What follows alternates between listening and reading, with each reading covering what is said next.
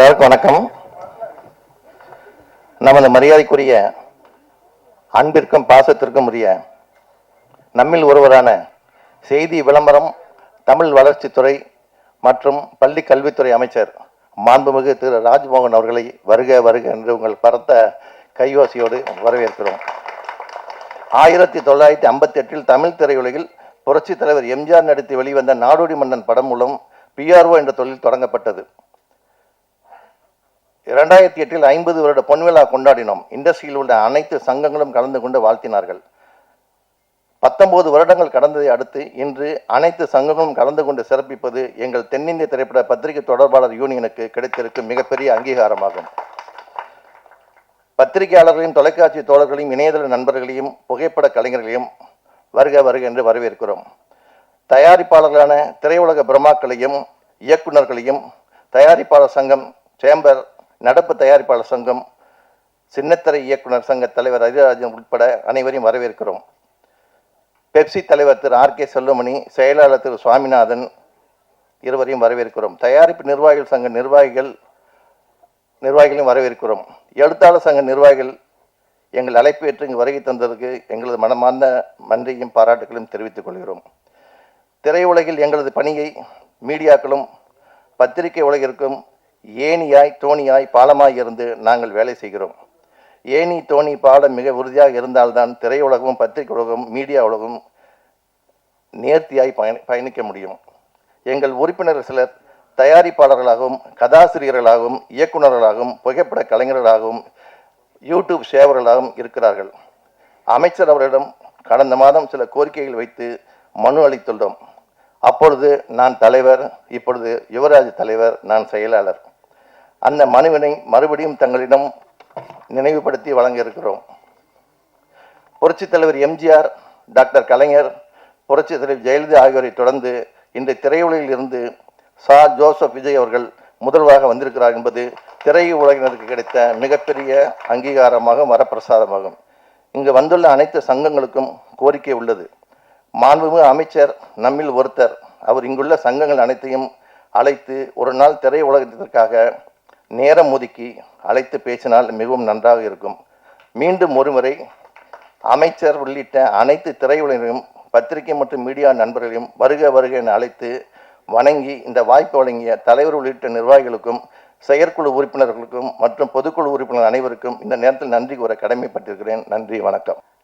ஒவ்வொரு திரைப்படமும் மக்கள்கிட்ட போய் சேர்றதுக்கு நீங்கள் எடுக்கிற முயற்சி, நீங்கள் கொடுக்குற உழைப்பு ரொம்ப அற்புதமானது. அதனால் இந்த சங்கத்தோட தேர்தல், இந்த விழாவில் கலந்துக்கிறதுல ஒரு எழுத்தாளர் சங்கத்தோட உறுப்பினராக, தலைவராக, இல்லை நான் ஒரு தனிப்பட்ட இயக்குனராக நான் ரொம்ப பெருமைப்படுறேன். ஸோ இதிலிருந்து தேர்ந்தெடுக்கப்பட்டிருக்க தம்பி யுவராஜோட தலைமையில் இருக்கிற டீமுக்கு என்னுடைய மனப்பூர்வமான வாழ்த்துக்கள். உங்களுக்குள்ள ஒற்றுமையும் சந்தோஷமும் எப்பவும் நிலைத்து நிற்கட்டும். சங்கத்தை நல்லபடியாக பார்த்துக்குங்க. அடுத்த லெவலுக்கு சங்கத்தை கொண்டு போங்க. இது என்னோட வேண்டுகோள். அடுத்ததாக இந்த நிகழ்ச்சிக்கு வந்து மத்தியில் அமர்ந்து ரொம்ப மென்மையாக எல்லாரோடையும் நல்ல சிரிப்போட அன்போடு உட்கார்ந்து அத்தனை பேர்த்துக்கும் தோழமையோடு பழகிக்கிட்டு இருக்க அமைச்சர் அவர்களுக்கு என்னுடைய வணக்கங்கள். எல்லாரும் கேட்குறாங்க, ஒவ்வொருத்தரும் ஒவ்வொரு வேண்டுகோள். ஸோ நாங்கள் எழுத்தாளர் சங்கத்துக்கு இப்போ தான் வந்திருக்கோம். எங்களோட குழு எங்களோட பொறுப்பை ஏற்று ஒன்று ஒன்றா பார்த்துக்கிட்டு இருக்கோம். எங்களுக்கும் சில கோரிக்கைகள் இருக்குது. ஆனால் அதை நாங்கள் சுயநலமாக இங்கே கேட்காம உங்கள்கிட்ட வந்து நேரடியாக கேட்டுக்கிறோம். அப்புறம் இங்கே பொதுவாக கேட்க வேண்டியது என்னென்னா, திரைத்துறையில் நிறைய பிரச்சனைகள் இருக்குது. நீங்கள் பார்க்கும்போது நாங்கள் எல்லோரும் சிரிச்சுக்கிட்டு இருக்கோம். ஆனால் தனியாக வீட்டுக்கு போய் உட்காந்தா ஒவ்வொருத்தரும் ஏதோ ஒரு யோசனையில் மூழ்கிக்கிட்டு இருப்போம். ஒரு திரைப்படம் எடுத்த தயாரிப்பாளர் அதை எடுத்து ரிலீஸ் பண்ணுறதுக்கு 1000 தடைகளும் பிரச்சனைகளும் இருக்குது. ஒரு படத்தை எடுத்த இயக்குனர் அந்த படத்தை முடிக்கிறதுக்குள்ளே இருக்க பிரச்சனைகள் நிறையா இருக்குது. ஸோ நிறைய பிரச்சனைகள். அதாவது ஆக்சுவலி சிவா சார் சொன்னது கரெக்ட். என்னென்னா, இந்த இந்த இந்த இண்டஸ்ட்ரியை புரிந்து கொண்ட ஒருத்தர் எங்களுக்கு அமைச்சராக கிடைச்சது, அதை முதல்வர் கொடுத்ததுக்கு உண்மையிலே பெரிய ஹாட்ஸ் ஆஃப் சல்யூட். ஏன்னா அவங்க தான் இதை தீர்க்க முடியும். நாங்கள் இதுக்கு முன்னாடி எத்தனையோ ஆட்சிகளில் நாங்கள் எங்களோட கோரிக்கைகளை வச்சுருக்கோம். சிலது நிறைவேற்றிருக்காங்க, நிறையாவது நிறைவேற்ற முடியலை. ஏன்னா அதுக்கு அவங்க பக்குவமாக உட்காந்து பேசலை. இங்கே நீங்கள் எங்களுக்கு ஒரு குழு உருவாக்கி என்ன பிரச்சனைகள் இருக்குது, இதை எப்படி சால்வ் பண்ணலாம். இங்கே வந்து அண்ணே ஒரே நிமிஷம், இங்கே எல்லாரும் பிழைக்கணும். படம் ப்ரொடியூஸ் பண்ணும்போதே நாங்கள் வரி கட்டிடுறோம். ஆர்டிஸ்ட்லேருந்து நம்ம லொக்கேஷன்லேருந்து எல்லாத்துக்கும் வரியை கொடுத்துட்றோம். ஆனால் அந்த படத்தை ரிலீஸ் பண்ணுறதுக்கே தடுமாறும் பொழுது வரி அரசாங்கத்திற்கு போயிடுது. ஆனால் அதை எடுத்த தயாரிப்பாளரோ எடுத்த இயக்குனரோ தேங்கி நிற்கும் போது அவனுக்கு வாழ்க்கை யார் கொடுக்கறது? அப்படின்றப்போ இங்கே பிறந்த ஒவ்வொருத்தனுக்கும் வாழ உரிமை இருக்குது. அப்போ அந்த வாழ உரிமையை ஏற்படுத்தி கொடு அப்படின்னு தான் அரசாங்கத்திட்ட நாங்கள் எங்களோட வரியை செலுத்தி ஒரு சல்யூட் அடிக்கிறோம். அதுக்கு எங்களுக்கு ஒரு வாழ்க்கை வேணும் அப்படின்னா எல்லாரும் பிழைப்பதற்கான வழியை அரசு உருவாக்குவதற்கு நீங்கள் திரைத்துறைக்கு ஒரு குழுவை உருவாக்கி அதன் மூலம் ஒரு 10 நாள் 15 நாள் எங்களோட டிஸ்கஷன் பண்ணிங்கன்னா என்னென்னலாம் இருக்குது, எப்படியெல்லாம் அதை சரி பண்ணலாம். இங்கே எப்படி எல்லாரும் சார் சொன்னார்லப்பா, ஒரு போலீஸ்காரர் வர்றாரு, வேணான்னு சொல்கிறாரு, சல்யூட் அடிக்கிறாரு, யாரும் கேட்க மாட்டாங்க போங்கன்னு சொல்லல. அதே போல் ஒரு நாள் இங்கே திரைத்துறையில் எல்லாரும் நல்லா இருக்காங்க, எல்லாரும் பிழைக்கிறாங்க, எல்லார் படம் ஓடுது, எல்லா இயக்குனரும் நல்லா இருக்காங்க, எல்லா தயாரிப்பாளர்களும் வீடு இருக்குது அப்படின்ற நிலைமை வரணும்னா அது இந்த காலகட்டத்தில் நடந்தால் தான். இந்த காலகட்டம் தான் அதுக்கு சரியான காலம். ஏன்னா எங்கள் எல்லாரோட விஷயத்தையும் உற்று நோக்கிற தெரிஞ்ச ஒவ்வொரு நாள் ஷூட்டிங்கில் என்ன பிரச்சனைன்னு தெரிஞ்ச ஒரு முதலமைச்சர் அங்கே உட்காந்துருக்கார். ஸோ அவர் மூலமாக தான் எங்களுக்கு இதில் விடிவு காலம் வரும்னு நாங்கள் நம்புகிறோம். ஒரு சாதாரண இயக்குனராக நான் அதை உங்கள்கிட்ட முன்வைக்கிறேன். இதுக்கு என்ன நீங்கள் முயற்சி எடுத்தாலும் அதில் முதல்ல கூப்பிடுறாள் என் பேராக இருந்தால் நான் சந்தோஷப்படுவேன். நன்றி, வணக்கம். எல்லோருக்கும் வணக்கம். மாண்புமிகு அமைச்சர் அவர்களுக்கு வணக்கம். இங்கே இருக்கிற எல்லா பெரியவங்களுக்கும் வணக்கம். ரொம்ப சந்தோஷமாக இருக்குது இங்கே இருக்க. நாங்கள் எவ்வளோ தான் உருட்டி புரண்டு படம் எடுத்தாலும் அது மக்களுக்கு கொண்டு போகிறது நீங்கள் தான். உங்கள் எல்லாத்தையும் ஒரே ரூமில் பார்த்து ஒரு நன்றி சொல்லலாம் தான் எனக்கு தோணுச்சு. என்னோடய வாழ்த்துக்கள் யுவராஜுக்கும் எல்லா வின்னர்ஸ்க்கும். நான் ரொம்ப க்ளோஸ் குவார்ட்டர்ஸில் ஒரு படம் நிறைய பேர்த்தோட நான் ஒர்க் பண்ணியிருக்கேன். வந்த டைம்லேருந்து ஒரு படத்தை எப்படி மக்களுக்கு கொண்டு போகணுன்னு ட்ரை பண்ணி அந்த ப்ரெஷர் எல்லா ஃபோன் கால்ஸையும் எடுத்து எப்படி கொண்டு போகிறாங்கன்னு நான் பார்த்துருக்கேன். நிறையா க்ரியேட்டிவிட்டியும் நிறையா வரும். போர் தொழிலாக போய் யுவராஜ் என்ன பண்ணாருன்னு நான் பார்த்தேன். வேர்ட் ஆஃப் மவுத்னால தான் இது போகணுன்னாரு, அதே தான் நடந்தது.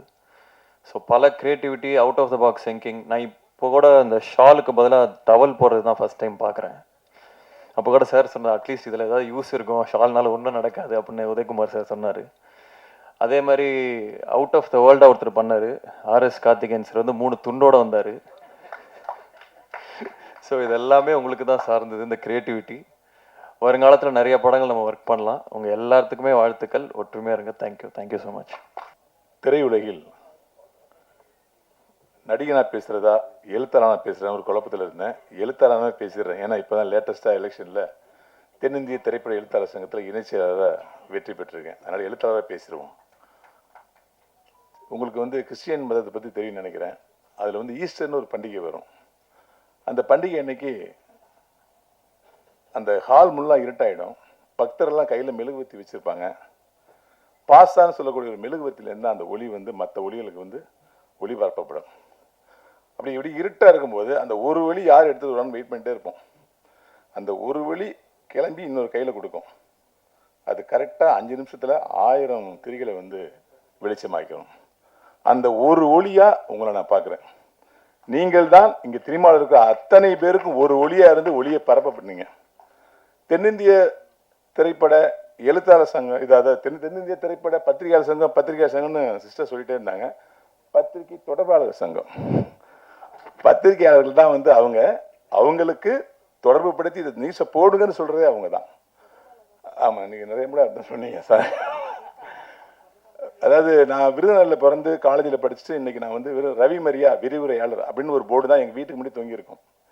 இன்றைக்கி தமிழர்கள் எங்கெல்லாம் இருக்காங்களோ அங்கெல்லாம் ரவி மரியா இவன் தான் சொல்ல வச்ச பெருமை இந்த பத்திரிகை தொடர்பாளருக்கு சாரும். அவங்களுக்கு எத்தனை முறை நன்றி சொன்னாலும் இன்னைக்கு நம்முடைய மாண்புமிகு முதலமைச்சராக இருக்கிற திரு சி ஜோசப் விஜய் அவர்கள் முதல்ல நடிக்க வராரு. என் பையனை அறிமுகப்படுத்த போகிறேன், இந்த நியூஸை பத்திரிகை கொடுத்துங்கன்னு உங்கள்கிட்ட தான் எஸ்ஏ சந்தர் சார் ஃபஸ்ட் ஒப்படைச்சிருப்பார். உங்கள் கைராசி இன்னைக்கு அவர் முதல்வராக இருக்கார். நேற்று வந்து நைட்டு வந்து ஒரு பிளாட்ஃபார்ம் கடையில் நான் எப்பவுமே சாப்பிடுவேன், ரொம்ப டேஸ்ட்டாக இருக்குன்னு சொல்லிட்டு நண்பரோட போய் அப்போ அந்த பிளாட்ஃபார்ம் வசிக்கிறதுல 10 வருஷம் பார்த்துட்டே இருக்கேன். அவர் சொன்னார், என்னண்ணே தாவிக்கல் இணைஞ்சிட்டிங்களாமே அப்படின்னு. அரசியல் பேச நினைக்காதீங்க, ஒரு ஈமெயிலுக்காக சொல்கிறேன். அது வந்து உங்களுக்கு தான் நான் இணைஞ்சதாக தெரியும். நான் விஜய் சார் நானும் 30 வருஷம் நண்பர்கள்.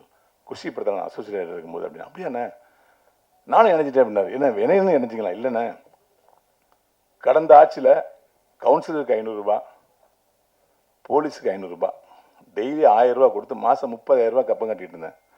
என்னைக்கு விஜய் சார் ஆட்சிக்கு வந்தாரோ இன்ன வரைக்கும் மாதம் எனக்கு 30,000 மிச்சம் ஆயிட்டு இருக்கு அப்படின்னாரு. அவ்வளோ சிறப்பாக இந்த ஆட்சி போகுது. சிவா சார் சொன்னாங்க, அந்த போலீஸில் எங்கேயுமே பெர்மிஷன் பிரச்சனை இல்லை, யாரும் வந்து காசு கேட்கறது இல்லை, எந்த தொல்லையும் இல்லைங்கன்னாரு. இதை நடிகனா நான் ஒரு 3 படத்தில் பார்த்துட்டேன், நானே சாட்சி. இப்படி ஒரு அற்புதமான ஆட்சியை மக்களுக்கு கொடுத்துட்டு இருக்கீங்க சார். ஆனால் சினிமாவிலிருந்து போன ஒரு முதலமைச்சர், சினிமாவிலிருந்து போகிற எங்களுடைய துறை அமைச்சர் ராஜ்மோகன் சார் வந்து நான் நடித்த நான் சிரித்தால் படத்துடைய படத்தில் நிகழ்ச்சி தொகுப்பு பண்ணின்னு நினைக்கிறேன் சார். கொரோனாவுக்கு முன்னாடி நான் அன்னைக்கு ஒரு ஸ்பீச்சை கேட்கும்போது உண்மையிலே இவரை வந்து இவர் ஒரு நல்ல ஸ்பீச்சராக இருக்காரு, ஒரு நல்ல எதிர்காலம் இருக்குது, இப்படி சினிமாவிலேயே ட்ரை பண்ணிட்டு இருக்காருன்னு நினச்சேன். ஆனால் காலம் உங்களை சரியான இடத்துல சேர்த்து இன்றைக்கி அமைச்சராகிருக்கு சார். காலத்திற்கும் இயற்கைக்கும் ரொம்ப நன்றி சார். எங்களுடைய கோரிக்கை ஒன்று தான் சார். வருடம் விருதில் வந்து 7 வருடம் 8 வருடம் சேர்த்து கொடுக்கப்படுது. சிறந்த நடிகர், சிறந்த தொழில்நுட்ப கலைஞர்கள், சிறந்த இயக்குநர்கள் இப்படின்னு எப்பயுமே 8 வருஷம் 5 வருஷம் சேர்த்து தான் கொடுக்குறாங்க. சம்டைம் அந்த அவார்டு வாங்குறவங்க நோம்பு இல்லாமல் கூட போயிடுறாங்க சார். இப்போ நீ எனக்காக இல்லை, எங்களுக்காக ஒன்று பண்ணணும். வருடம் அந்த வருடம் முடிஞ்சு ஜனவரி மாதம் பிப்ரவரி மாதத்துக்குள்ள அடுத்த வருடத்துக்கான அவார்டை உடனே அனௌன்ஸ் பண்ணுற மாதிரி ஒரு குழுவை அமைத்து வருஷம் உடனே கிடைக்கணுங்கிற மாதிரி பண்ணணும் சார். ஏன்னா அப்பொழுதுதான் அந்த படத்துக்கான மரியாதை, அந்த நடிகனுக்கான மரியாதை, அந்த தொழில்நுட்பமான மரியாதை கிடைக்கும் நான் விரும்புகிறேன். 5 வருஷம் இந்த படத்தை நீங்கள் பண்ணீங்களா, வாழ்த்துக்கள் பாஸ் சொல்லும்போது அந்த கிக்கே குறைஞ்சிருது. ஸோ விருதுகளை மட்டும் அப்பப்போ வழங்கணும். எழுத்தாளர் சங்கமாக என்னுடைய கோரிக்கையில் வந்து என்னென்னா, நம்ம தலைவர் சொல்லிட்டாரு, நான் எழுதி உங்கள்கிட்ட கொடுக்குறேன்னாரு. அவங்க கொடுப்பாங்க.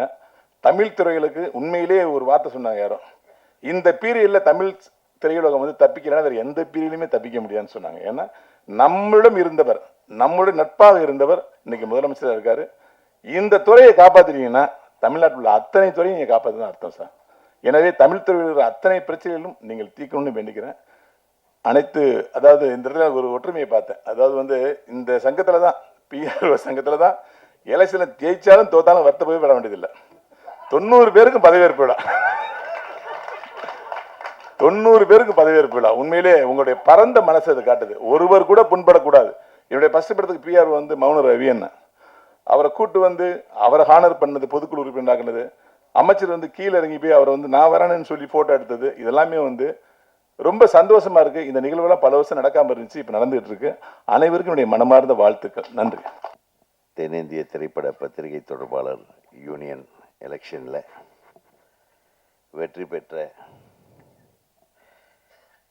அற்புதமான தலைவர் யுவராஜ், யங்ஸ்டர், எல்லாம் யங்ஸ்டர்ஸு ஜெயிச்சிருக்காங்க. அதில் ஒருத்தர் விஜய் முரளி நவ மாதிரி,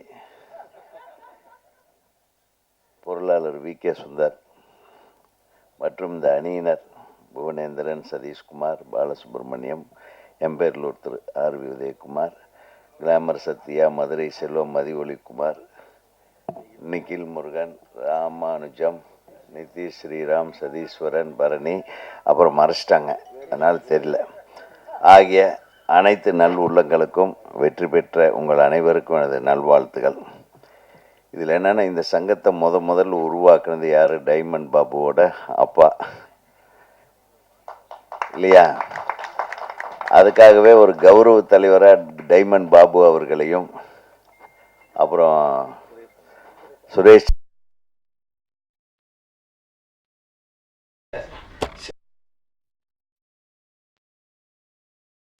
அனைத்து செல்வதுதான் ஒரு நல்ல தலைமை பண்புக்கு அழகு. அதை நீங்கள் செஞ்சுருக்கீங்க. அதே உங்களுக்கு மிகப்பெரிய வெற்றி. ரவி மரியா சொன்ன மாதிரி இருக்கிற எல்லா மெம்பர்களுக்கும் இன்றைக்கி விருது கொடுத்துட்டீங்க, எல்லாத்தையும் நீங்கள் வந்து கௌரவிச்சிருக்கீங்கன்றது ரொம்ப சிறப்பு. இப்படி தான் இருக்கணும் சங்கம்னா. எந்த போட்டியும் பொறாமையும் இல்லாமல், எந்த ஒரு பாகுபாடும் இல்லாமல் எடுத்த ஒரு திரைப்படத்தை மக்களிடம் கொண்டு போய் சேர்ப்பதற்காக உழைக்கிற உங்களுக்கு எனது உளமார்ந்த வாழ்த்துகள், நன்றி. ஏன்னா திரையுலகம் உள்ளவரை உங்களுக்கு நன்றி செலுத்தி கொண்டே இருக்கும். ஏன்னா நீங்கள் எப்படி கடைசி வரையில் சில கம்பெனி காசே கொடுக்க மாட்டாங்க, அதை மட்டும் நீங்கள் வெளியவே சொல்ல மாட்டீங்க. வெளியே சொன்னால் கேவலமாயிடும் அப்படின்னு அடுத்தவனுக்கு வர்றதையும் கெடுத்து விட்டுறக்கூடாதுன்ட்டு மனசுக்குள்ளேயே வச்சுருப்பீங்க.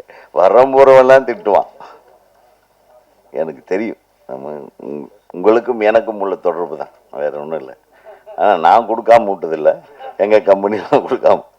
பட் இருந்தாலும் சிறப்பாக செயல்படக்கூடிய உங்களுக்கு இன்னும் மென்மேலும் இன்னைக்கு இருக்கிற சினிமா வந்து ஒரு வாரம் ஓடுற படம் 2 நாள் ஓடுற படமாக குறைந்து கொண்டிருக்கின்ற இந்த காலகட்டத்தில் பல நாள் ஓடக்கூடிய திரைப்படங்களாக மாற்றுவது எப்படி என்பதை நீங்கள் முனைப்போடு செயல்படணும். உங்கள் கையில் தான் இருக்குது. அதே மாதிரி எல்லாரும் அமைச்சர் என் அன்பு சகோதரர் ராஜ்மோகன் அவர்களுக்கு நிறைய கோரிக்கைகள் இன்னும் நிறைய இருக்குது, வந்துகிட்டே இருக்குங்க. நீங்கள் ஒன்றும் அதை பற்றி பயப்படாதீங்க. நான் முதல்ல நானும் செல்வமணி சாரும் போகும்போது அவர் சொன்னானே, உங்களுக்கு என்ன ஏதாச்சும் என்ன கேளுங்கண்ணே, அதான் சொன்னார் அவர். அதனால் செய்கிற மனப்பான்மை இருக்கிற தலைவன் இருக்கிற வரையில் நம்ம கேட்காமையே செய்வாங்க. நம்ம கேட்டாலும் அதை பற்றி கவலைப்பட மாட்டாங்க. நீங்கள் கேட்காமையே நாங்கள் செய்வோன்ற தலைமை இன்னைக்கு தமிழகத்தை ஆண்டு கொண்டிருக்கிறது. அன்பு சகோதரர், நான் தான் சொன்னேன். நான் ஒரு சின்ன விஷயத்தை சொல்கிறேன். நானும் எத்தனையோ முதல்வர்களை பார்த்துட்டேன், போய் பார்த்துருக்குறோம், க்யூவில் நின்று பார்த்துருக்கோம், பார்க்க முடியாமையும் வந்திருக்கோம். ஆனால் திரு ஜோசப் விஜய் அவர்களை பார்க்கும்போது, எனக்கு முதல்வராக பார்க்கும்போது என்னால் பேச முடியல. கண்ணே, நான் உன்னை என்னன்னு கூப்பிடுறது அப்படின்னு. உண்மையிலுமே நான் உன்னை என்ன முதல்வர்னு கூப்பிடுறதா, ஐயான்னு கூப்பிடுறதா? அவர் இளம் வயதினராக இருக்கும்போது வந்து எனக்கு தெரியும் என்னன்னு கண்ணே கூப்பிடுறது அப்படின்னு. இப்போ சொன்னீங்க பாருங்க கண்ணேன்னு, அப்படி தானே, நான் உங்கள் கண்ணு தானே, என்னை கண்ணனே கூப்பிடுங்கன்னு சொன்ன ஒரே முதல்வர் இன்றைய எளிமையான நமது முதல்வர். உண்மையிலுமே நான் அப்படியே கண் கலங்கிட்டேன். யாருங்க அப்படி சொல்லுவான்? எல்லாரும் கேட்டாங்க, என்னங்க அதிமுக விட்டு இங்கே வந்துட்டீங்கன்னாங்க. எங்கள் குடும்பத்துக்கு வந்திருக்கிறேன்னு சொன்னேன், அவ்வளோதான். எல்லாருக்கும் வணக்கம். ஆனரபிள் மினிஸ்டர் ராஜ்மோகன் ஐயா வணக்கம். தம்பி சொன்ன மாதிரி I'm really very happy to be here today. And எனக்கு ஒரு விஷயம் ரொம்ப ஸ்ட்ராங்காக மனசில் பட்டுச்சு. when யுவராஜ் said இந்த மாதிரி ஒரு இவெண்ட் இருக்குன்னா நான் அந்த இவெண்ட்டுக்கு வரணும் அண்ட் இந்த விஷயத்தை நான் மேடையில் சொல்லணும்னு எனக்கு பட்டுச்சு. நம்ம ப்ரொடியூசர்ஸாக, ஃபில்ம் மேக்கர்ஸாக, டைரக்டர்ஸாக பெரிய பெரிய இவெண்ட்ஸ் நிறைய படத்துக்கெலாம் நம்ம நிறைய பண்ணும்போது ஆக்டர்ஸ் பற்றி நிறைய பேசுவோம், சீஃப் டெக்னீஷியன்ஸ் பற்றி நிறைய பேசுவோம், நம்மளோட எக்ஸ்பீரியன்ஸ் இந்த ஃபில்ம் பற்றி நிறைய பேசுவோம். பட் நம்ம பிஆர்ஓஸ் பண்ணுற ஒர்க்கை பற்றி நம்ம பேச மாட்டேங்கிறோம். I honestly feel PROs deserve more credit. And இது எல்லா இவெண்ட்லேயும் அந்த கிரெடிட்ன்றது தான் எல்லாருக்கும் ரொம்ப முக்கியம். அண்ட் அது பிஆர்ஓஸ் அது backbone of a film. இங்கே நிறைய சீனியர்ஸ் சொன்ன மாதிரி ஒரு படத்தை நாங்கள் நல்ல படம் எடுக்கிறது தான் எங்கள் பொறுப்பு, பட் அது மக்களுக்கு கொண்டு போய் சரியாக சேர்க்குற வேலை பிஆர்ஓஸ்து.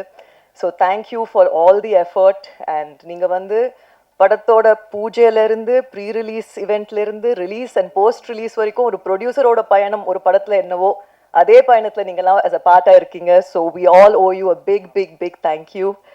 அண்ட் ரியாஸ் சார், உங்களை பற்றி ஒரு வார்த்தை சொல்லாமல் என்னால் இறங்க முடியாது ஸ்டேஜில் இருந்து. 30+ இயர்ஸ் இருக்குமா சார் நம்ம family association. Thank you sir, thank you. And நிறைய பேர் நீங்கள்லாம் எங்களுக்கு ஃபேமிலி மாதிரி. And Yuvraj, congratulations. எனக்கு வித் லவ் படத்துலேருந்து தான் யுவராஜ் பழக்கம். அண்ட் கொஞ்ச நேரத்துலேயே நல்லா க்ளோஸ் ஆகிட்டோம். And I feel your most best trait, Yuvraj, is your positive energy and your smile. So keep that smile, be the same. And again, இங்கே வந்து இந்த இவெண்ட்டில் கலந்துக்கிட்டதில் I'm very happy and thank you very much. தென்னிந்திய திரைப்பட பத்திரிகை தொடர்பாளர் சங்கத்தின் பதவி உறுப்பினருக்கு வருகை தந்துள்ள மாண்புமிகு அமைச்சர் ராஜ்மோகன் அவர்களை நான் சொல்லும்போது அவருக்கும் சிரிப்பு இருக்குது, எனக்கு நான் இது போல் தான் வந்து நம்ம சிஎம்ஐ பார்க்கும்போது சொன்னேன், சார் கனவு மாதிரியே இருக்குது சார் அப்படின்னு சொன்னேன். ஆனால் எனக்கு கூட கனவு மாதிரி தான் இருக்குது, என்னால் நம்ப முடியலன்னு. அவர்கிட்ட தான் நான் ஆகிட்டேன்னு கீழே இருக்கிற யாருக்கும் நம்ப முடிய மாட்டேங்குதானே அப்படின்னாரு. உண்மையிலே இது ஒரு கனவு தான். இந்த நிகழ்ச்சிக்கு தலைமை தாங்கியுள்ள அமைச்சர் அவர்களுக்கும் பத்திரிகை தொடர்பாளர் உறுப்பினர் அனைவருக்கும் என்னுடைய வாழ்த்துக்கள். இங்கே வந்தவர் ஒரு புது ஃபார்முலா நான் கற்றுக்கிட்டேன். எலெக்ஷனை எப்படி நடத்தணும்னு கற்றுக்கிட்டேன். இருக்கிற மெம்பர் எல்லாரையும் மேடையை ஏற்றி இறக்கி விட்டுட்டா யாரும் ஏற்று நிற்க மாட்டாங்கிற உண்மையும் கற்றுக்கிட்டேன். அடுத்து அது ரொம்ப ஈஸியாக இருக்கும். உண்மையில் பத்திரிகை தொடர்பாளர்களை பொறுத்தவரைக்கும் நாங்கள் வந்து ஒரு நண்பர்கள் போல தான் படுவோம். டைமண்ட் பாபுலேருந்து, சிங்காரவேலேருந்து, மௌனரவிலேருந்து, ரியாஸ்லேருந்து நிறைய பேர் வந்து 40 வருஷம் 50 வருஷம் ஆனால் கூட அவங்க பேரோடு அவங்க நட்போடு இருக்கிற மாதிரி தான், ஒரு சகோதரர் மாதிரி தான் நாங்கள் உங்களோட பழகியிருக்கோம். அதனால் வந்தவொடனே யுவராஜ் கேட்டேன், யுவராஜ் எப்போ முடியும்னு. அண்ணா நீங்கள் வந்துட்டீங்க, வர்றது தான் உங்கள் கடமை, அனுப்புறது எங்களோட கடமை, எப்போ அனுப்புகிறோமோ அப்போ நீங்கள் போகலான்னாரு. நான் சொன்னேன் 8 மணிக்கு ஆரம்பித்தாலும் இருக்கணும், 9 மணிக்கு ஆரம்பித்தாலும் இருக்கணும், இல்லைன்னா நான் பத்திரிகை இல்லாமல் போயிடுவேன்பான்னு சொன்னேன். அந்த வகையில் வந்து ஒரு நெருக்கமான உறவோடு இருக்கிற உங்கள் சங்கம் மிக சிறப்பான ஒரு நல்ல நிலை அடையணும். அதுபோல் வந்து நான் வந்து அமைச்சர் ராஜ்மோகனுக்கு ஒரு கடங்காரன், கடன் பெற்றுக்கோன்னு சொல்லுவோம் இல்லையா, அது மாதிரி கடங்காரன். எங்களுக்கு தமிழ் குழுவும் கொஞ்சம் கடன் கொடுக்கணும். அந்த கடனை நீங்கள் கொடுத்தீங்கன்னா அவருக்கு கடனை கொடுத்துட்டு அந்த கடனை அடிச்சுட்டு எங்கள் கோரிக்கைகளை நாங்கள் கேட்போம். அதனால் வந்து என்னென்னா ஒரே ஒரு விஷயந்தான். நான் இப்போ இதுக்கு போகும்போது செக்ரட்டரியேட் போகும்போது குவியலாக மக்கள் இருந்துகிட்டே இருந்தாங்க. அப்போ வந்து ஒரு விஷயத்தை நான் சகோதரர் ராஜ்மோகன் சொல்ல விரும்புகிறேன். அதாவது அண்ணா, அவர் பேரறிஞர் அண்ணா பதவி இருக்கும்போது அவர் வந்து அவருடைய சகாக்களுக்கு சொன்னாராம், இப்போ கோயிலில் வந்து நிறைய கூட்டம் கம்மியாயிடுச்சுன்னு. அவர் சொன்னாராம், இது ஒரு அளவுகோலாக எடுத்துக்கணும். என்னைக்கு கோயிலில் கூட்டம் அதிகமாகுதோ அன்னைக்கு நம்ம வீழ்ச்சியை தொடங்குதுன்னு அர்த்தம்னு சொன்னாராம். அவங்க புரியல என்னன்னு. ஏன்னா மக்கள் வந்து நம்ம மேலே நம்பிக்கை வச்சு கோயிலுக்கு போகிறத நிறுத்திட்டு நம்மக்கிட்ட வராங்க. அப்போ நம்ம அவங்களோட நம்பிக்கையை, அவங்களுடைய கனவை நிறைவேற்றணும்னு நினச்சி நம்மக்கிட்ட வராங்க. நம்ம மேலே நம்பிக்கையை போய்த்து கோயில்களில் எப்போ கூட்டம் அதிகமாகுதோ அப்போ அரசு மேலே நம்பிக்கை இருந்துட்டாங்கன்னு அர்த்தம். அதை ஒரு அளவுகோலாக வச்சுங்கன்னு சொன்னாங்க. அப்போ கடந்த காலகட்டங்களில் கோயில் இல்லாமல் இருந்து கோயில் குவிய ஆரம்பிச்சிடுச்சு. இன்றைக்கி நான் வந்து உங்களை பார்க்க வரும்போது உங்கள் அறையை வந்து குவிஞ்சிருக்கு, ஜனங்களால் குவிஞ்சிருக்கு. அந்த நம்பிக்கை வந்து நீங்கள் நிறைவேற்றி கொடுக்கணும் தான் எங்களுடைய. 2 நேரங்களில் அந்த கூட்டம் குறையும். ஒன்று எங்களுடைய கோரிக்கையெல்லாம் நிறைவேறும் போது, இல்லை உங்கள் மேலே நம்பிக்கை இல்லாத போது. எங்களுடைய கோரிக்கையை நீங்கள் நிறைவேற்றி அதன் மூலம் வந்து அங்கே கூட்டம் குறையணுங்கிறது தான் எங்களோட வேண்டுகோள். நிச்சயமாக தமிழ் திரைப்படத்துறையில் தயாரிப்பாளர் சங்க தலைவர் கேட்டார், எங்கள் சங்கத்துக்கு இடம் கொடுங்கன்னு. நான் கேட்குறேன், தயாரிப்பாளர்கள் வீடு விற்காத ஒரு சூழ்நிலை ஏற்படுத்துங்க, அவங்க சங்கத்தை கட்டிப்பாங்க. இன்றைக்கி வந்து ஒரு இண்டஸ்ட்ரியில் வந்து பல பேர் என்ன நினைக்கிறாங்க, சினிமாக்காரங்களுக்கு வந்து ஏதோ கவர்மெண்ட் கொடுத்துருச்சுன்னு. ஒரு உண்மையை நான் அந்த மேடையில் சொல்கிறேன். போன வருஷம் எங்களுடைய வருமானம், அதாவது எங்கள் மூலம் வந்து வந்த வருமானம் வந்து 3000 கோடி ரூபாய். அந்த 3000 கோடி ரூபாய்க்கு நாங்கள் கட்டின ஜிஎஸ்டி 540 கோடி ரூபாய் நாங்கள் கட்டியிருக்கோம். நாங்கள் சும்மா உங்ககிட்ட கேட்கல, இந்த அரசாங்ககிட்ட சும்மா கேட்கல. ஆனால் இது வரைக்கும் அரசாங்கம் எதுவுமே பண்ணலை. உண்மையை இந்த மேடையில் உறக்க சொல்வேன், எங்களுக்கு எதுவும் பண்ணல. ஒரு படத்துக்கு 7 லட்சம் ரூபாய் வந்து ஒரு கொடுப்பாங்க, அதுக்கு ஒரு 50 படத்துக்கு கொடுப்பாங்க. அது வந்து எவ்வளோ வருடம், ஒரு 3 கோடி வரும். அதுபோல் ஒரு விருது நிகழ்ச்சி வரும், ஒரு 5 பவுனில் மாலை போடும். இந்த ஜனங்க என்ன நினைக்கிறாங்க, சினிமாக்காரன் கொடுத்துட்டாங்க. சினிமாக்காரனுக்கு இந்த அரசாங்கம் எதுவுமே கொடுக்கல. ஒரு 100 ஏக்கர் இடம் எங்களுக்கு கொடுத்துருக்காங்க ஒரு 15 வருஷத்துக்கு முன்னாடி. அதில் வீடு கட்டுறதுக்கு உண்டான முயற்சியை நாங்கள் பண்ணிகிட்டே இருக்கோம். அதனால் ஒரு வருஷத்துக்கும் இன்றைக்கி நான் போன வருஷம் 540 கோடி கொடுத்தோன்னா இந்த வருஷம் 4000 கோடி அந்த ஆண்டு வருமானம். அப்போ அதை நீங்கள் கணக்கு போட்டுங்க. அப்போ நீங்கள் வந்து எங்களுக்கு பண்ண போகிற செலவு வந்து ஒரு 100 கோடியிலேருந்து 150 கோடி பண்ணிங்கன்னா அதுவே மிகப்பெரிய விஷயமா இருக்கும். இன்னொரு அளவுகோலை நீங்கள் எடுத்துக்கலாம். என்னைக்கு வந்து திரைப்படத்துறையில் அரசாங்கங்கள் மேலே வந்து அதிருப்தி ஏற்படுதோ அப்போல்லாம் ஆட்சி மாற்றம் நிகழ்ந்துகிட்டே இருக்குது. இதை நான் வந்து ஒரு இதுவாக சொல்லலை, நீங்கள் எப்போனாலும் பார்த்துங்க. எங்களால் வெளியே சொல்ல முடியாது, ஆனால் எங்கள் மனசு குமுறிட்டே இருக்கும். எங்களோட குமுறல் எப்போ ஆரம்பிக்குதோ அப்போ இப்போ எங்களை பொறுத்த வரைக்கும் ஒரு சந்தோஷமான சூழ்நிலை இருக்குது. இப்போ நாங்கள் உங்கள்கிட்ட கேட்குறதுலாம் வந்து ஒரு பெரிய இதில் நான் சார் கூட சொன்னேன், சிஎம் சார் கூட, சார் என்ன ஒன்றும் வேணாம் சார், வந்து ஊழலற்ற ஒரு அரசு, லஞ்சமற்ற நிர்வாகம், பாதுகாப்பான சமுதாயம், இது கொடுங்க. என் பொண்ணு வந்து வெளியே போகிற 12 மணிக்கு வெளியே போகிறா, 10 மணிக்கு வெளியே போகிறா, 6 மணிக்கு வெளியே போகிறா, என் குழந்தை வந்து 3 வயசு குழந்தை வெளியே போகுது. இதெல்லாம் பாதுகாப்பாக நாங்கள் இருக்கிற ஒரு சமுதாயம். இன்றைக்கி வந்து உண்மையிலே கனவு மாதிரி இருக்குது. இந்த லஞ்சங்கிறது வந்து வாங்குறவங்களாம் கொஞ்சம் பயந்து இருக்காங்க. அந்த கனவு மெய்ப்பட வேண்டும். அதுதான் இப்போ நீங்கள் வந்து எங்களுக்கு பண்ண வேண்டிய விஷயம் வந்து அந்த கனவு மெய்ப்பட்டுச்சுன்னா வேறு ஒன்றுமே வேண்டாம். எங்களுக்கு நீங்கள் 1000 ரூபா கொடுக்க வேண்டாம், சிலிண்டர் கேஸ் கொடுக்க வேண்டாம், எல்லாத்தையும் நாங்கள் பார்த்துப்போம். எங்ககிட்ட இருந்து லட்சக்கணக்கில் நீங்கள் கொள்ளையடிச்சிட்டு எங்களுக்கு 100 ரூபா 1000 ரூபா கொடுத்துக்கிட்டு இருக்க நிலை இல்லாமல் நாங்கள் காப்பாற்றி கொடுத்த திறமை இருக்குது. தமிழ்நாட்டை பொறுத்த வரைக்கும் யார்கிட்டையும் கையேந்த வேண்டிய சூழ்நிலை இல்லாதது தான் இந்த தமிழ்நாட்டு மக்கள் இருக்காங்க. என்னன்னா எங்களுக்கு முறைப்படியான ஒரு அரசாங்கம் இருந்தால் போதும், அதை கொடுப்பாங்கங்கிற ஒரு நம்பிக்கையை இன்னைக்கு வந்து இந்த அரசாங்கம் ஏற்படுத்தியிருக்கு. அதுதான் வந்து ஒரு புதிய கனவு. தமிழ்நாட்டை வந்து ஒரு யுவராஜாவும் தென்னிந்திய பத்திரிகை பால்குற யுவராஜா வந்திருக்காங்க தான். நல்ல நேரமாக நினைக்கிறேன். தமிழ்நாட்டுக்கும் நல்ல நேரம், இந்த சங்கத்துக்கும் நல்ல நேரம். அனைவருக்கும் அன்பான மாலை வணக்கம். இன்னொரு நிகழ்வில் இருந்து வரும்போது பிளான் பண்ணபடி வர முடியல. முதல்ல சாரி. ரொம்ப அழகாக வர்ணனையாக என்னுடைய சகோ வரவேற்பாங்க. ஆனால் மணி 9:45 இந்த வர்ணனை தேவையா? இந்த உலகத்தோடு ஒரு உறவு பாலமாய் தமிழ் சினிமாவை இந்த கலைத்துறை இணைக்கக்கூடிய அத்தனை சினிமா துறையினுடைய இந்த சினிமா பத்திரிகையாளர்களுக்கும் பத்திரிகை தொடர்பாளர்களுக்கும் நான் தலைவணங்குகிறேன். நெஞ்சம் நிறைந்த வாழ்த்துக்கள், வணக்கங்கள். நீங்களாம் நல்லா இருக்கணும். நேரம் குறைவா இருக்கு, டக்கு டக்கு நான் பேசிடுறேன். இந்த நம்மளுடைய பிரசாத் வென்யூவில் இங்கே இருக்கிற எல்லா பிஆர்ஓக்கிட்டையும் எஃப்எம்ல வேலை பார்த்தப்ப, டிவியில் வேலை பார்த்தப்ப, சோஷியல் மீடியாவில் வேலை பார்த்தப்ப, தனியாக யூடியூப் சேனல் வச்சுருந்தப்போ எல்லா பிஆர்ஓக்கிட்டையும் திட்டு வாங்கின ஒருத்தனா அது நான் தான். எஃப்எம்ல வேலை பார்க்க மௌன ரவி என்ன, அவர் நிக்கில் சார் எல்லாம் இன்டர்வியூ தருவாங்க. அப்போ வந்து எடுத்து முடிச்சு ஃபோன் பண்ணுவேன். ஆனால் ஒரு சின்ன மிஸ்டேக்னா என்னாச்சுமாங்க, இந்த ரெக்கார்டரில் ஆன் பட்டன் அமுக்க மறந்துட்டேன். பக்கத்தில் இன்னொரு எஃப்எம்ல வாங்கி தருவேன், ஏன்டா என் உசுரா வாங்குறேன் அப்படின்ட்டு. அதே மாதிரி நடுவில் ப்ராப்ளம்ஸ்லாம் வரும். எங்களெல்லாம் வந்து வெப்சைட்டில் இருக்கும்போது உள்ளே விடக்கூடாது அப்படின்னு முடிவு பண்ணிடுவாங்க. அது வந்து பத்திரிகையில் வந்தால்தான் பத்திரிகையாளர்கள், இவர்கள் எங்கள் போட்டியாளர்கள். இப்போ வாசல் அப்படி கையை கட்டி நிற்போம், அடுத்த மாதம் சம்பளம் வாங்கணும், எப்படியாவது எங்களை உள்ளே விட்டுருக்கேன். இல்லை பரவாயில்ல, அப்புறம் வர வர எல்லாத்தையும் புரிஞ்சுக்கிட்டு. ஆனால் மேடையில் இருக்கக்கூடிய அத்தனை ஜாம்பவான்களும் சரி, இங்கே இருக்கக்கூடிய பிஆர்ஓக்களும் சரி, நல்ல தமிழில் நல்ல ஒரு நிகழ்ச்சி செய்யணும்னா ஒரு தொகுப்பாளர்னா அவர்கள் முதலில் அணுகும் இடம் மலிவிலை தொகுப்பாளர்னா அது ராஜ்மோகன் தான் என்பதையும் பெருமையோடு நான் சொல்லிக்கிறேன். 5 ஆண்டுக்கு ஒரு முறை கொடுத்தா அது வந்து விருது கிடையாது, ஆண்டுதோறும் கொடுத்தாதான் விருது. மாண்புமிகு தமிழ்நாடு முதல்வர் அவர்கள் அனுமதி பெற்று இனி வெள்ளித்திரை, சின்னத்திரை, தமிழ்த்திரை விருதுகள் ஆண்டுதோறும் தரப்படும் என்பதை முதல்ல மகிழ்ச்சியோடு தெரிவித்துக் கொள்கிறேன். நல்ல படைப்புகள் தான் நம்முடைய ஆக்சிஜன். தமிழ் சினிமாவில் வந்து உண்மையிலே தன் தலையை அடமானம் வைத்து முதல் போடுகிற முதலாளினா தமிழ் சினிமாவுக்கே தலையா இருக்கிறது நம்முடைய தயாரிப்பாளர்கள் தான். நம்ம நகைச்சுவையா சில பேமெண்ட்ஸ் வரல, பெண்டிங் பேமெண்ட்ஸ் சொல்லுவாங்க, எந்த இண்டஸ்ட்ரியில இல்லை. அவங்க தரக்கூடாதுன்னு இல்லை, ஒரு படத்துல பேமெண்ட் தர முடியாட்டியும் அந்த சம்பந்தப்பட்டவங்களை அடுத்து ஒரு படமே தரக்கூடிய தாயுளம் கொண்டவர்கள் தான் அந்த. அவங்க இல்லைன்னா நாம் இல்லை, அந்த தயாரிப்பாளர் சங்கம். அதே போல அந்த தமிழ் சினிமாவில் கைகளா இருக்கக்கூடியதுதான் நம்முடைய பாடலாசிரியர்களும் கவிஞர்களும் இசையமைப்பாளர்களும். படத்திற்காக ஓடியதா, இளையராஜாவின் பாடலுக்காக ஓடியதான்னு தெரியாத பல ஒண்டர்ஃபுல் மேஜிக்ஸ் வந்து தமிழ் சினிமாவில் இருக்கு. அவங்க இல்லைன்னா நம்ம இல்லை. இந்த தமிழ் சினிமாவை தாங்கி ஓடக்கூடிய கால்கள் அப்படின்னா எங்களுடைய ஃபைட் மாஸ்டர்ஸும் டான்ஸ் மாஸ்டர்ஸும் அப்படி ரத்தத்தை வியர்வையா கொட்டி ஓடி ஓடி உழைச்சி ஓடிக்கிட்டே இருப்பாங்க. அப்போ இந்த தமிழ் சினிமாவினுடைய வயிறு யாரு? Production department.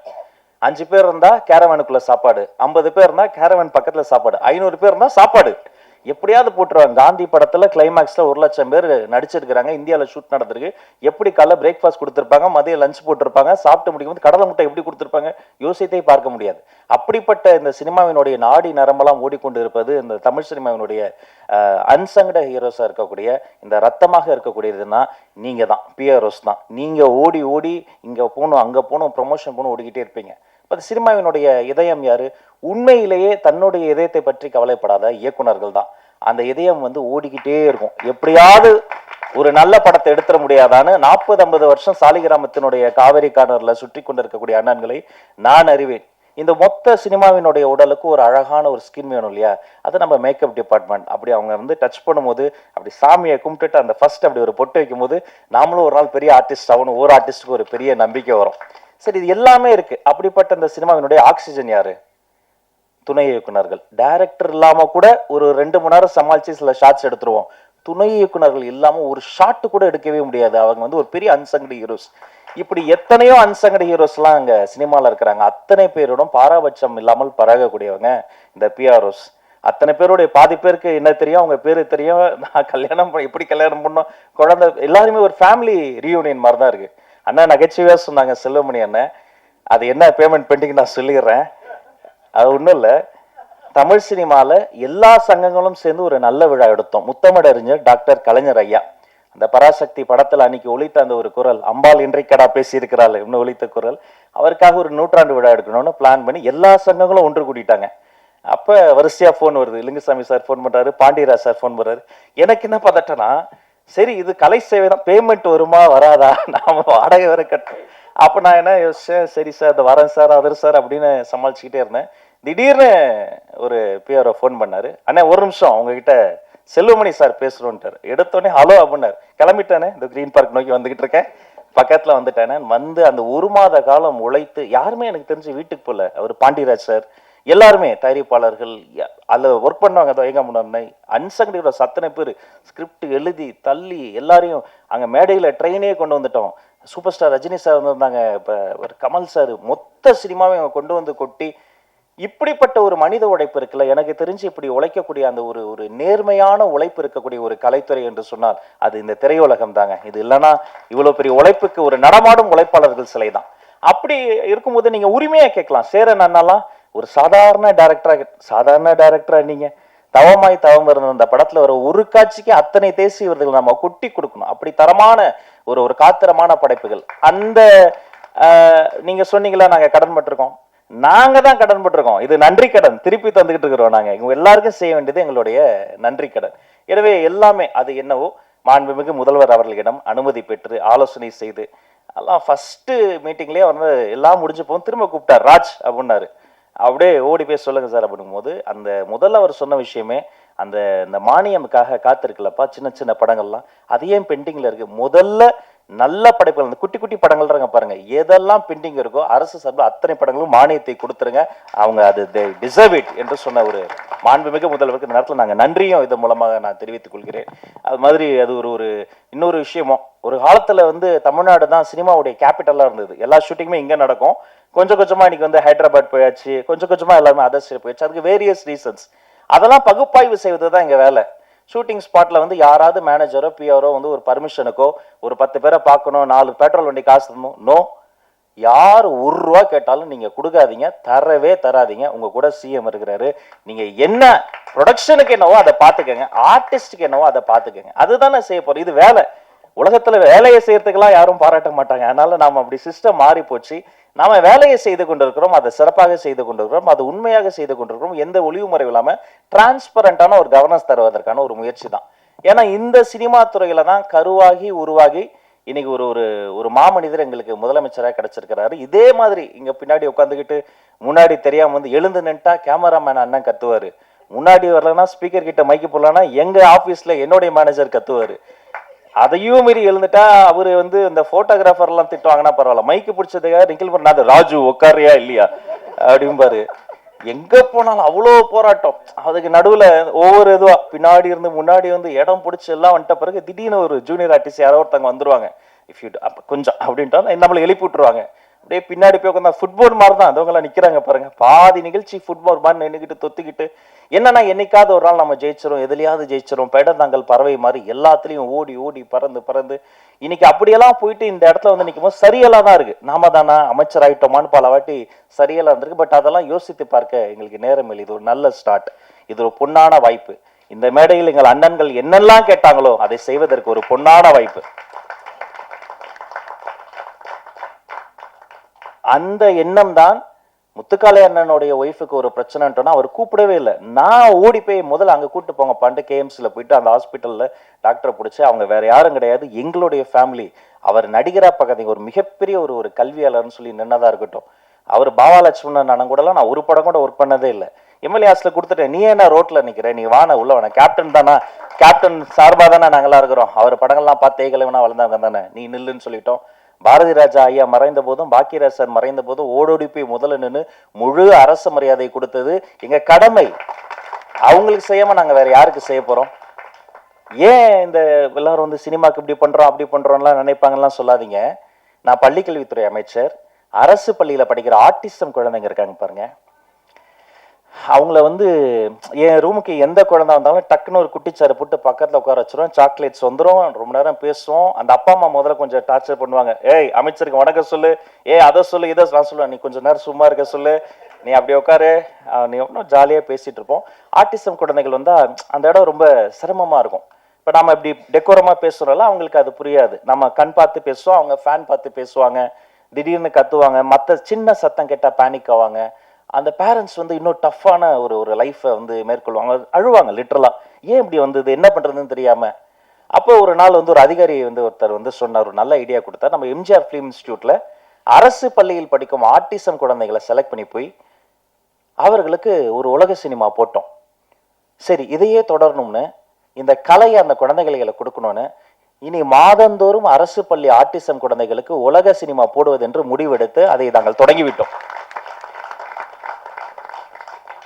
நாங்கள் பேசும்போது எங்களோட பேசாத அந்த குழந்தை அந்த சினிமால வர மீனோடு பேசுது, மானோடு பேசுது, அவ்வளோ சந்தோஷம், சிரிச்சு விளையாடுது. அந்த இன்டர்வல் பிளாக்ல போய் அந்த குழந்தைங்க பேரண்ட்ஸ்லாம் பார்க்கும்போது தான் தெரிஞ்சது, அந்த குழந்தைகளுக்கு மட்டும் இல்லை, அந்த அப்பா அம்மாக்கே ஒரு பெரிய ரிலீஃப். ஒரு பப்ளிக் பிளேஸ்ல அவங்களுக்கு ஆக்சஸ் இருக்காது, டக்குன்னு பேனிக் ஆவாங்க அந்த குழந்தைகள் பிஹேவ் பண்றத வச்சு. அத்தனை பேரை கட்டி பிடிச்சி கைப்பிடிச்சு நன்றி சொல்லும் போது நான் நினைத்து பார்க்கிறேன், கிட்டத்தட்ட அது மாதிரியான அந்த குழந்தைக்கு எனக்கு என்ன வித்தியாசம், என்ன பண்றேன்னு எனக்கே தெரியாம ஏதோ பண்ணேன், கிடைச்ச எல்லா வேலையும் பண்ணேன். ஆனா இன்னைக்கு வந்து நிக்கிற இதெல்லாம் பண்றேன்னு சொன்னா அது இந்த திரைக்கலை தந்த ஒரு ஒரு ஒரு வலிமை, அந்த இதயத்தை தொடக்கூடிய ஒரு ஒரு உணர்வு, நல்ல படைப்புகளை பார்த்து படித்து கேட்டு வளர்ந்தது. இதையெல்லாம் இப்படியெல்லாம் செய்யணும்னு நினைத்து என்னுடைய மாண்புமிகு முதல்வர் எனக்கு கொடுத்த ஒரு நல்ல வாய்ப்பு, அவர் வைத்த நம்பிக்கை, நீங்கள் எல்லோரும் வைத்திருக்கிற நம்பிக்கை, இதை நான் நிச்சயமாக காப்பாற்றுவேன். கடைசி மூச்சு வரை நேர்மையாக வேலை செய்து உங்கள் அத்தனை பேரினுடைய கோரிக்கையும் மாண்புமிகு முதல்வரிடம் அனுமதி பெற்று நிறைவேற்ற என்னாலான எல்லா முயற்சிகளையும் செய்வேன் என வாழ்த்தி வணங்கி விடைபெற்று செல்கிறேன். அனைவருக்கும் நன்றி. Thank you so much.